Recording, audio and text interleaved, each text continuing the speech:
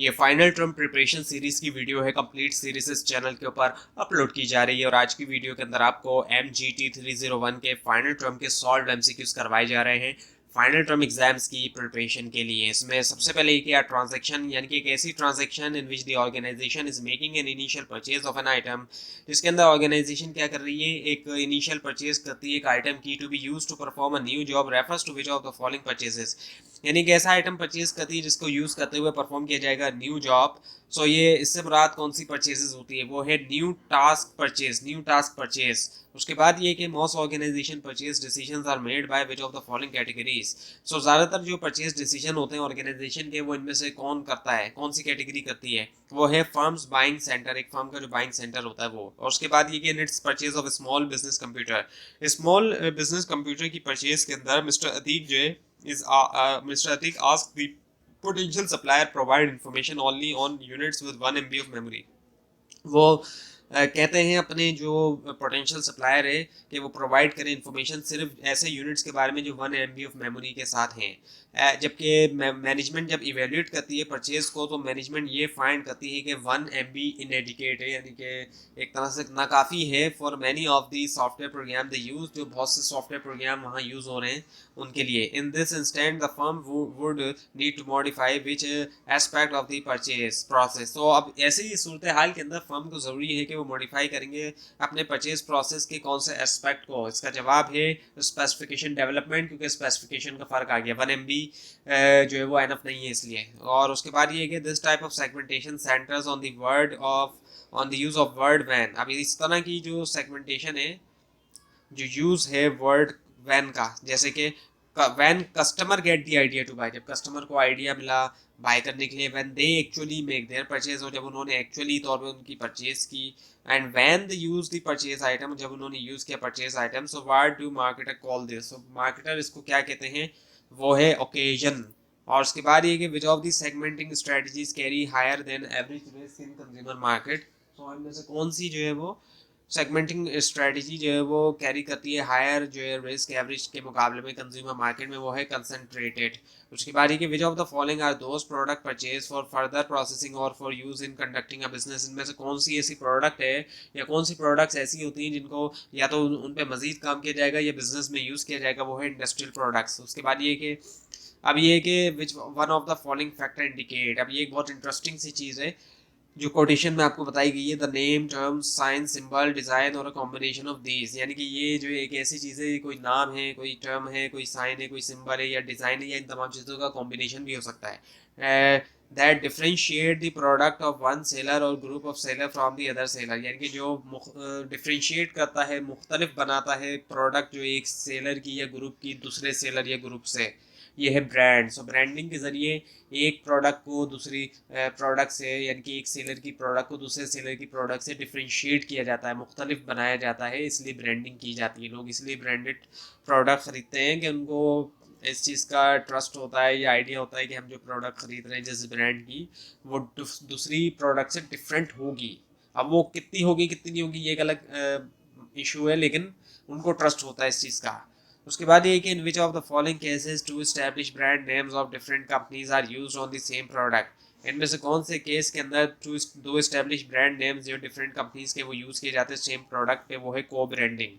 उसके बाद ये कि when a company introduces additional items in a given product category, जब एक कंपनी इंट्रोड्यूस करती है एडिशनल आइटम जो है गिवन प्रोडक्ट कैटेगरी के अंदर under the same brand name के अंदर, इनके सेम ब्रांड नेम को यूज़ करते हुए, जैसे कि new flavours forms colours ingredients या फिर package size refers to which of the following step. ये इनमें से कौन सा स्टेप है जो आपको दिए गए, वो है लाइन एक्सटेंशन। लाइन एक्सटेंशन में नाम भी सेम रहेगा और प्रोडक्ट की कैटेगरी भी सेम रहेगी, लेकिन कुछ चेंजेस करेगी कंपनी, जैसे कि नया कोई फ्लेवर ले आई, फॉर्म ले आई, कलर ले आई, इंग्रेडिएंट्स ले आई, या फिर साइज के अंदर जैसे कोई साशे वगैरह निकाल दिए इस तरह करके। उसके बाद ये कि new product development start with which of one of the following steps of the new product development. So new product development का जो पहला स्टेप है वो क्या है, वो है आइडिया जनरेशन। सो स्टार्ट होती है किसके साथ, वो है आइडिया जनरेशन। उसके बाद ये कि the purpose of idea generation is to create a dash.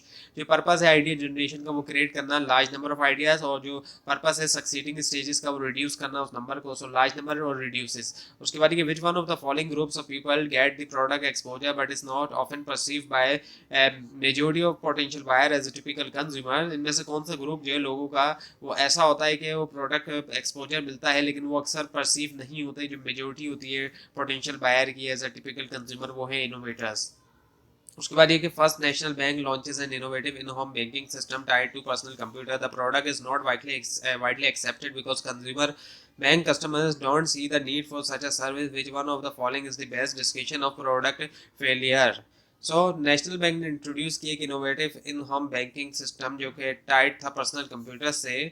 Product को वाइडली एक्सेप्ट नहीं किया गया क्योंकि कस्टमर ने जो है वो देखा नहीं उसको ज़रूरत के तौर पे सर्विस को। सो ये जो इनमें से कौन सी बेस्ट डिस्क्रिप्शन है प्रोडक्ट फेलियर की, जो ऑप्शन आपको बताए गए वो है टेक्नोलॉजिकल एडवांसमेंट। उसके बाद ये कि what does this statement shows, अब ये जो स्टेटमेंट है ये इनमें से किस ऑप्शन को बताता है, जो कि है trade off value between two parties, वो है एक्सचेंज। उसके बाद ये कि which one of the following option represent the collection of businesses and products that make up the company, इनमें से कौन सा ऑप्शन जो है वो कलेक्शन है बिजनेसेस का और प्रोडक्ट है जो कि मिलकर कंपनी बनाते हैं, वो है बिजनेस पोर्टफोलियो। उसके बाद ये कि finance, research and development, purchasing and manufacturing all are the activities of which element of the micro environment, ये तमाम एक्टिविटीज हैं, इनमें से कौन से माइक्रो एनवायरनमेंट की ये है कंपनीज। और उसके बाद ये कि political forces, one of the forces of macro marketing macro environment, identify the view of marketer about the political forces.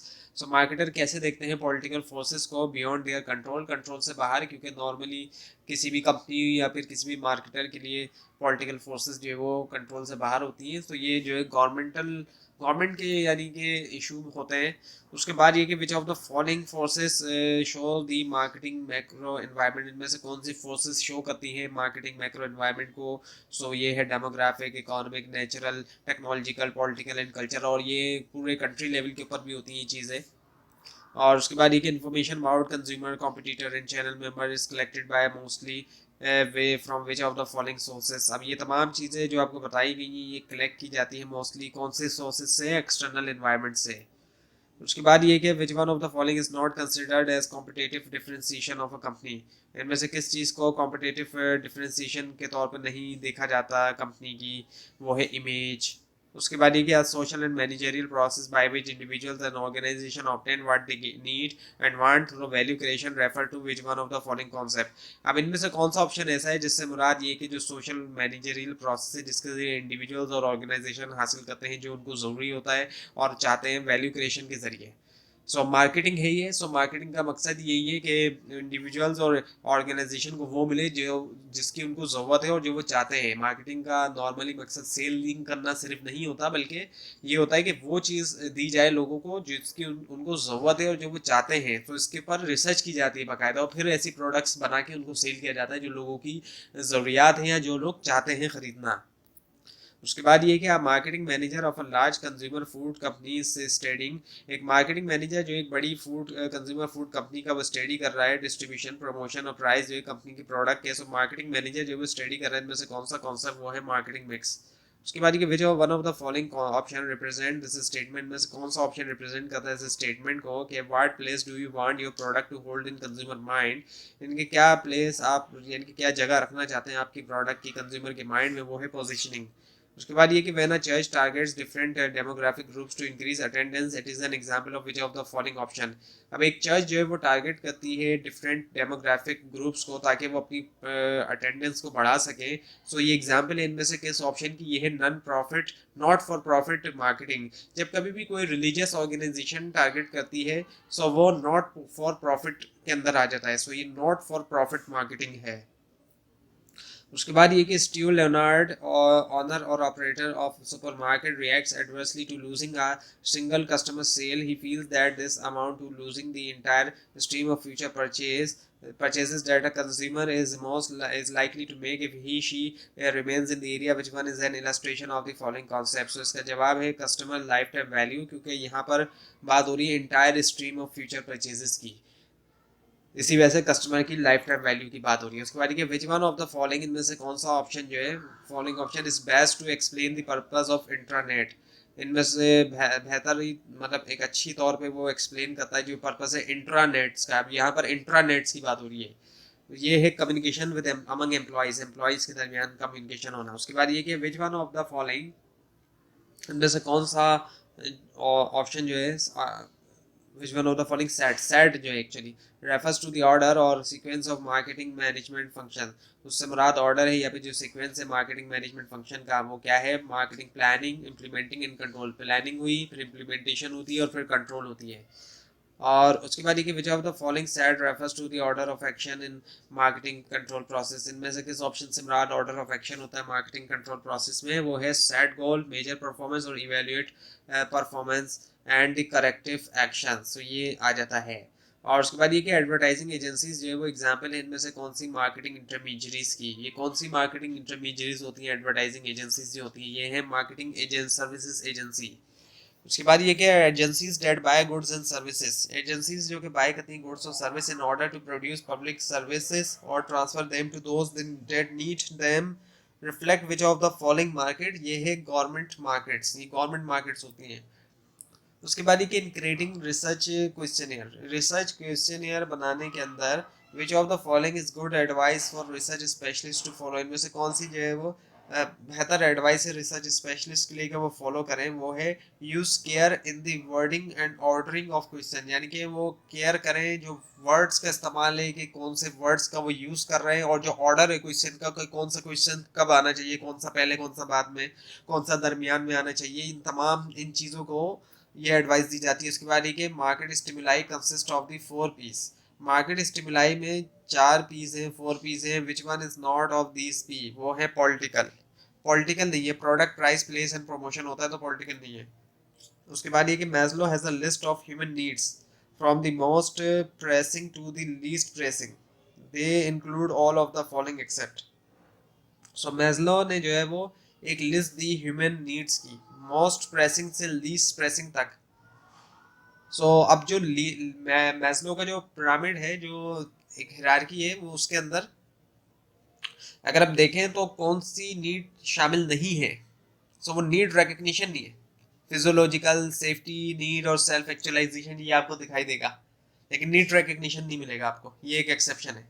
उसके बाद ये कि learning occurs through the interplay of all of the following accept, learning जो है वो होती है इन तमाम चीज़ों से सिवाय एक को छोड़ के, वो है बिहेवियर। और उसके बाद ये कि द मेंटल एक्ट कंडीशन और हैबिट ऑफ प्लेसिंग ट्रस्ट और confidence in another shows which of the following, mental act condition या हैबिट होना ट्रस्ट रखने की या कॉन्फिडेंस होना दूसरों के अंदर शो करता है, इनमें से किस ऑप्शन को, वो है बिलीफ का। उसके बाद विच वन ऑफ द फॉलोइंग, इनमें से कौन सा ऑप्शन जो है वो is not the stage that customers go through, वो ऐसा स्टेज नहीं है जिससे कस्टमर गुजरते हैं in the process of adopting a new product, जब न्यू प्रोडक्ट को अडॉप्ट करते हैं, वो कल्चर नहीं होता, अवेयरनेस, इंटरेस्ट, इवेल्यूशन और उसके अलावा ट्रायल एंड एक्शन आ जाता है, लेकिन ये नहीं है, कल्चर नहीं होता। उसके बाद ये कि which of the following is not a primary motivation, इनमें से कौन सा ऑप्शन प्राइमरी मोटिवेशन नहीं है, वो है एटीट्यूड, बाकी ये अचीवमेंट, सेल्फ एस्टीम और सेल्फ एक्सप्रेशन। तो ये थी आज की वीडियो, आपको इस बारे में कोई क्वेश्चन है, खासतौर पे इसमें कोई मिस्टेक दिखाई दी जरूर हाईलाइट कीजिए, और इस पूरी सीरीज को देखने के लिए इस चैनल को सब्सक्राइब कीजिए, बेल आइकन के ऊपर क्लिक कीजिए।